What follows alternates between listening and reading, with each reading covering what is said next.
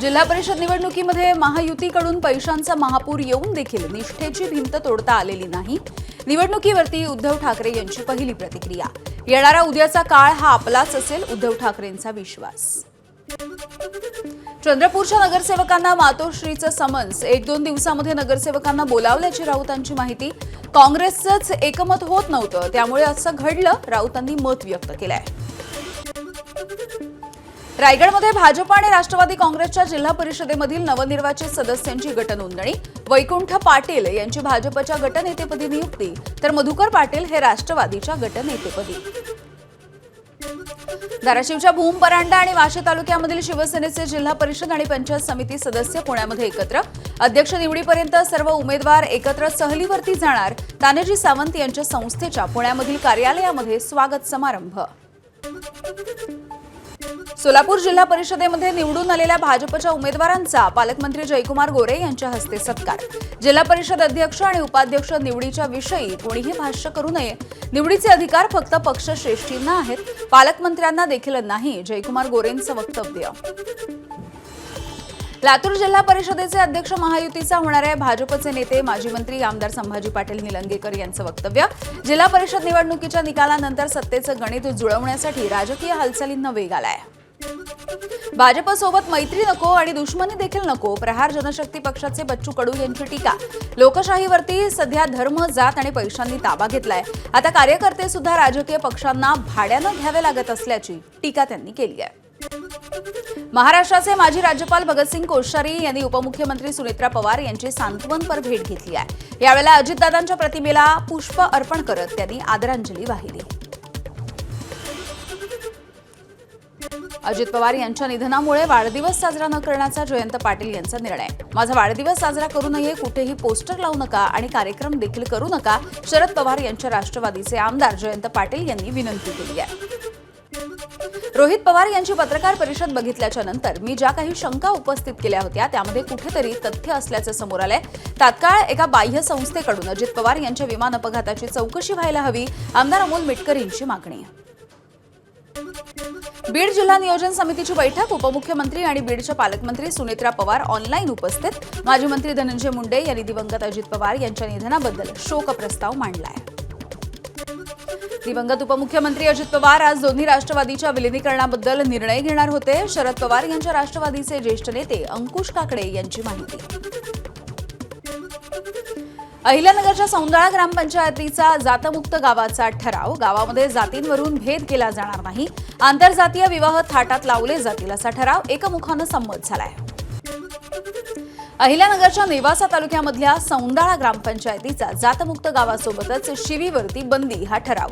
गावामध्ये आई बहिणीवरून शिवीगाळ केली तर 500 रुपयांचा दंड। आतापर्यंत 13 जणांना या प्रकरणी दंड देखील ठोठावण्यात आलाय। मुख्यमंत्री देवेंद्र फडणवीस यांच्याकडून अर्थसंकल्पीय नियोजनाला सध्या सुरुवात झाली आहे। आज पुणे, छत्रपती संभाजीनगर आणि कोकणामधल्या जिल्ह्यांचा मुख्यमंत्री आढावा घेत आहेत। मुख्यमंत्र्यांना या बैठकीसाठी निमंत्रण देण्यात आलेलं आहे आणि ते ऑनलाईन पद्धतीनं या बैठकांसाठी हजर राहतील। राज्य शासनाकडून 138 कोटींच्या आधुनिक घाऊक मासळी बाजाराच्या प्रकल्पाला प्रशासकीय मान्यता देण्यात आली आहे। अंधेरीतल्या मरोळ इथे आंतरराष्ट्रीय दर्जाची उभारणी केली जाणार आहे। सोबतच मासेमारी बंद कालावधीमध्ये उपजीविका आणि पोषण सहाय्य देण्याचा देखील निर्णय आहे। पारंपरिक आणि आर्थिकदृष्ट्या दुर्बल घटकांमधल्या जवळपास 2816 लाभार्थ्यांचा यामध्ये समावेश आहे। महावितरणच्या वीज दर कपातीच्या प्रस्तावावरून काँग्रेसचे प्रवक्ते अतुल लोंढे यांची मुख्यमंत्री फडणवीसांवरती टीका। लोंढेंची टीका ही निराधार आणि पराभवामुळे आहे। भाजपचे प्रदेशसह मुख्य प्रवक्ते विश्वास पाठक यांचं प्रत्युत्तर। महावितरणने वीज दरवाढीचा कोणताही प्रस्ताव सादर केला नसल्याचं देखील पाठक यांनी स्पष्ट केलंय। केंद्रीय प्रदूषण नियंत्रण मंडळाचं परळी औष्णिक विद्युत केंद्राला पत्र। 6 आणि 8 क्रमांकाचा संच बंद करण्याचे आदेश देण्यात आले। विद्युत प्रकल्पाच्या आडून अनेकांनी खासगी साम्राज्य उभं केलंय। ठाकरेंच्या शिवसेनेच्या अंबादास दानवे यांची एक्सपोस्ट करत मुख्यमंत्री फडणवीसांवरती टीका। पुणे पालिकेची शासनाकडे 3045 कोटींची थकबाकी आहे। राज्य शासनाकडे तातडीनं निधी देण्याची मागणी। निधी मिळाला तर कर वाढ टाळता येईल असं मत पालिकेनं व्यक्त केलंय। पोलिसांनी केलेल्या आरोपांचं एकनाथ खडसेंनी खंडन केलंय. एकनाथ खडसेंवरती जळगावमधल्या सावदा पोलीस स्टेशनमध्ये गुन्हा दाखल आहे. गौण खनिज चोरीच्या प्रकरणामध्ये चौकशीच्या वेळेला खडसेंनी अरेरावी केल्याचा आरोप आहे.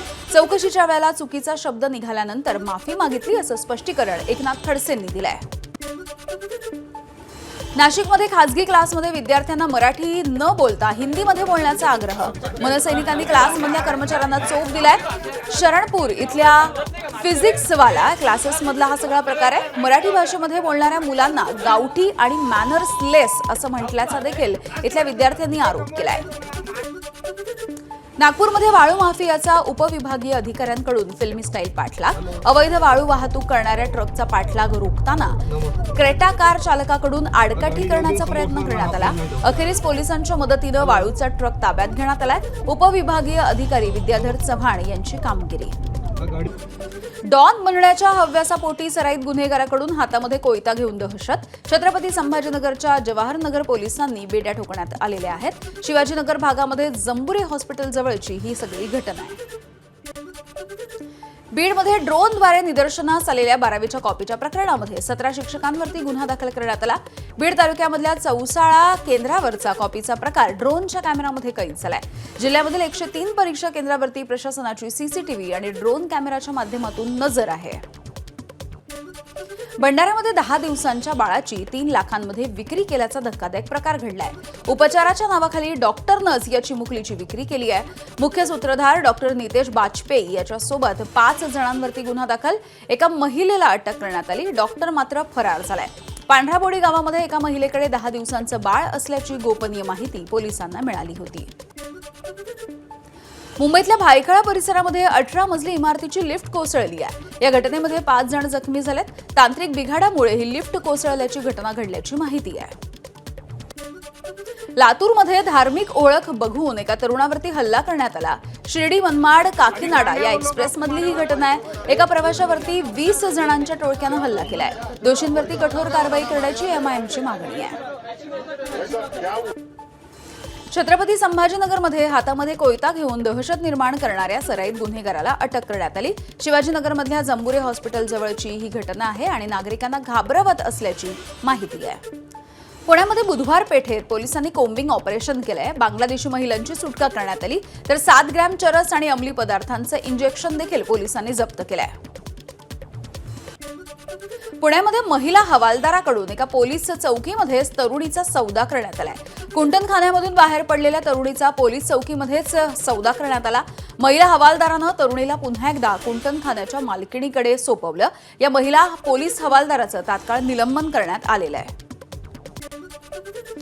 पुण्यामध्ये ज्येष्ठ नागरिकाच्या सायबर फसवणुकीच्या प्रकरणी 8 जणांना अटक. शेअर मार्केटमध्ये गुंतवणूक करून 22 कोटी रुपयांची फसवणूक करण्यात आली आहे. भंडाऱ्याच्या तुमसरमध्ये महिलेच्या गळ्यामधलं मंगळसूत्र पळवलं. दुचाकीवरून जाणाऱ्या महिलांचा पाठलाग करणाऱ्या चोरट्यानं या महिलेचं मंगळसूत्र पळवल्याची घटना ही सीसीटीव्हीमध्ये कैद झाली. नाशिकच्या सातपूर परिसरामध्ये दानपेटी फोडण्याचा प्रयत्न. अशोकनगर परिसरामधील सिद्ध हनुमान मंदिरामधील घटना सीसीटीव्हीमध्ये चित्रित झाली आहे. पोलिसांकडून चोरट्यांचा शोध सुरू आहे. छत्रपती संभाजीनगरमध्ये समृद्धी महामार्गावरती कांद्याच्या ट्रकला अचानकपणे आग लागली. सांगवी परिसरामध्ये पेट्रोल पंपावरती हा ट्रक उभा होता. स्टार्टरमध्ये स्पार्क झाला आणि गाडीनं पेट घेतला. सुदैवाने जीवितहानी झालेली नाही. नागपूरमधल्या सावनेर पांढुर्णा या महामार्गावरच्या पिपला भदी या गावामध्ये विचित्र अपघात झाला. स्टेअरिंगचा रॉड तुटल्यामुळे ही अनियंत्रित झालेली बस ही रस्त्याच्या कडेला उभ्या असलेल्या दुचाकीवरती जाऊन आदळली. दुचाकी मुळे एसटी मधल्या 17 प्रवाशांचे प्राण हे थोडक्यात बचावल्याचं कळतंय. कर्णकर्कश आवाज करणाऱ्या बुलेट सायलेन्सरवरती पोलिसांनी कारवाई केली आहे. गेल्या काही दिवसांपासून शहरामध्ये मोठा आवाज करणाऱ्या बुलेट चालकांच्या विरोधामध्ये नागरिकांनी तक्रारी दाखल केल्या होत्या.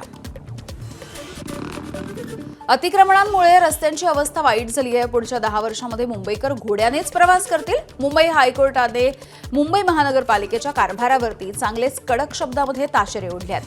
पवईमधल्या फुटपाथवरती वाढत्या अतिक्रमणाच्या मुद्द्यावरती सुनावणी घेत असल्याच्या दरम्यान उच्च न्यायालयानं पालिकेची चांगलीच कानउघाडणी केली आहे.